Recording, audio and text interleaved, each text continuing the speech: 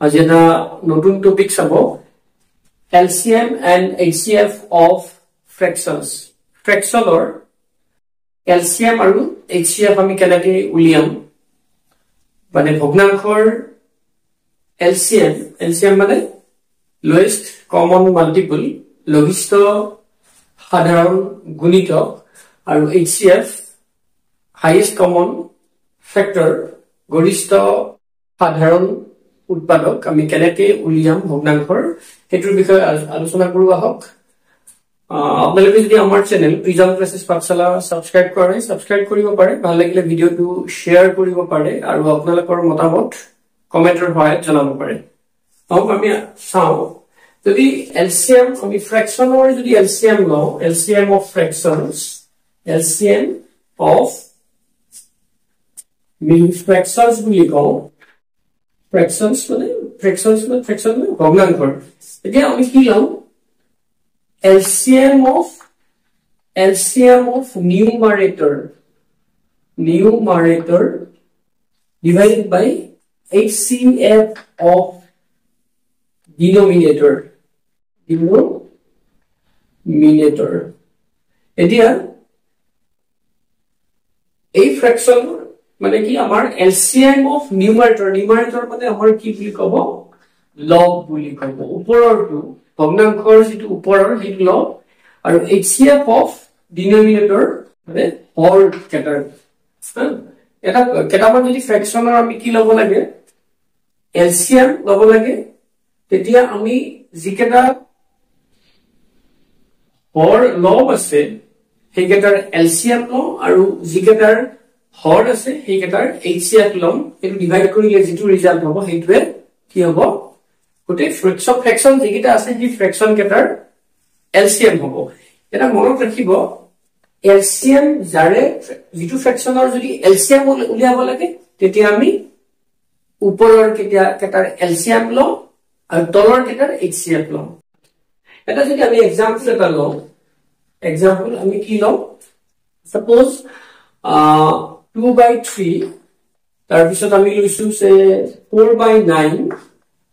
আৰু এটা লৈছো 5/6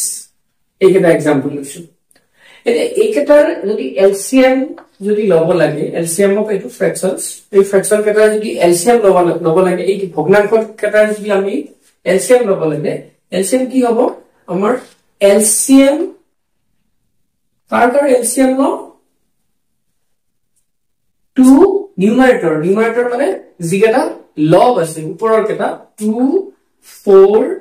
5 ৰ LCM ল divided by HCF কাৰ ল হৰ কেটাৰ denominator কেটাৰ HCF ল মন কৰিব এটো কি থাকে ওপৰত আমি LCM লম 3 9 আৰু 6 ৰ HCF লম এটা চাও আহক এটো আমি কি কৰিছো 2 4 5 ৰ যদি আমি LCM লও 2 মানে 2 এ হৰণ যাব আমাৰ LCM ৰ ক্ষেত্ৰত এটাতকে বেছি সংখ্যা যদি হৰণ যায় আমি হেতু হৰণ কৰিম গতিকে 2 ৰে 2 হৰণ যায় 4 হৰণ যায় গতিকে আমি 2 ৰে বিভাজ্য কৰিম লিখিম 2 গুণ 2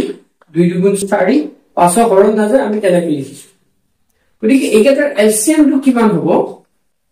এটো 2 পূৰণ 2 পূৰণ 1 এটো আমি লিখো পূৰণ 5 গতিকে এটো কিমান হ'ব 2 গুণ 4 5 গুণ 20 গতিকে এইকেটাৰ LCM হ'ব 2 4 5 ৰ LCM হ'ব 20 20 আৰু 3 9 6 ৰ HCF আমি যদি HCF উলিয়াব লাগে এটা কথা মন কৰিব আমি যেতিয়া ছুটি নিয়মেৰে হৰণ কৰিম এনেকৈ কৰিম HCF উলিয়াম তেতিয়া আটাইকেইটা সংখ্যাকে হৰণ যাব লাগিব দুটা যদি হৰণ যায় বাকি এটা না যায় তেতিয়া আমি হেতুৰে হৰণ কৰিব নোৱাৰো যেনে এটো 2 ৰে কাট যায় অকল 6 যায় তেতিয়া এটাটো হৰণ কৰি নোৱাৰো দুটাকো যদি হৰণ কৰে তেনে ইয়াতে 9 নাথাকি 4 থাকিলে যদি 4 থাকে তেতিয়া আমি 2 ৰে হৰণ কৰিব নোৱাৰো HCF ৰ ক্ষেত্ৰত মানে গসাগুৰ ক্ষেত্ৰত গতিকে আমাক ইয়াতে কিন্তু আমাক 3 ৰে গোটেই কেইটা হৰণ যাব গতিকে আমি কি কৰিম 3 1 গুণ 3 3 3 গুণ 9 3 2 গুণ হল এতিয়া আৰু ইয়াতে আমাৰ গোটেই কেইটা সংখ্যাক একো সংখ্যাৰে হৰণ নাযায় এইটো আমি আগত HCF কেনেকে উলিয়াব লাগে আগত আমি ভিডিঅত কৈছো আপোনালোকে চাই লব আগৰ ভিডিঅত দিয়া আছে গতিকে ইয়াৰ HCF কিমান হ'ব 3 হ'ব কাৰ 396 ৰ HCF 3 গতিকে এই যিকেটা সংখ্যা এই সংখ্যা কেটাৰ LCM কিমান হ'ব 20/3 এটো নিশ্চয় বুজি পাইছে এতিয়া আমাৰ যদি LCM লব লাগে আমাৰ ফ্ৰেকশনৰ আমাৰ কি সৰি HCF লব লাগে HCF অফ ফ্ৰেকশন বুলি ক'লে অলপ কি ভালকে মন কৰিব HCF অফ ফ্ৰেকশন বুলি ক'লে আমাৰ কি লম HCF of numerator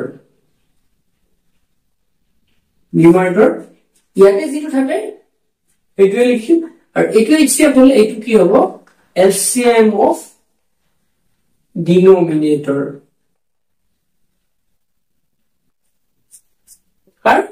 ডিনোমিনেটৰৰ LCM এইটো ডিনোমিনেটৰ হ'ব এইটো নিউমাৰেটৰ হ'ব এইটো দুটা ক্ষেত্ৰতে একে মাত্ৰ এটা কথা মন কৰিব ইয়াতে যদি HCF থাকে আমি ইয়াতে HCF লিখিম ইয়াতে LCM আছে গতিকে ইয়াতে আমি কি কৰিছো LCM কৰিছো আৰু যদি ইয়াতে HCF হয় উল্টা এইটো LCM টো হ'ব ইয়াতে LCM হলি ইয়াতে HCF এতিয়া আমি এই এক্সাম্পলটোৰ ক্ষেত্ৰতে আমি চাও কি এক্সাম্পল আমি এইটো এক্সাম্পল লৈছো 2/3 4/9 আৰু 5/6 এই এক্সাম্পলটোৰ ক্ষেত্ৰতে লৈছো আমি কি HCF এতিয়া আমি যদি কৰো HCF ঠিকতে আমি কাৰ HCF of numerator car HCF 2 4 5 ৰ HCF লব লাগিব এইটো কি থাকে এইটো HCF লব খুজিছো আমি গতিকে ইয়াতে ওপৰত numerator HCF আৰু এইটো HCF হলে LCM কাৰ লম denominator LCM লম 3 9 6 ৰ LCM লম নিশ্চয় বুজি পাইছে এইখিনি লৈকে গতিকে এইটো কি হ'ব 2 4 5 ৰ ইয়াৰ কমন ফ্যাক্টৰ সাধাৰণ উৎপাদক একে আছে বা কাৰণ ইয়াক বেলেগ একো সংখ্যাৰে হৰণ নাযায় আটাইকেইটাকে একত বাহিৰে গতিকে এইকেইটাৰ HCF আমাৰ কিমান হ'ব 1 হ'ব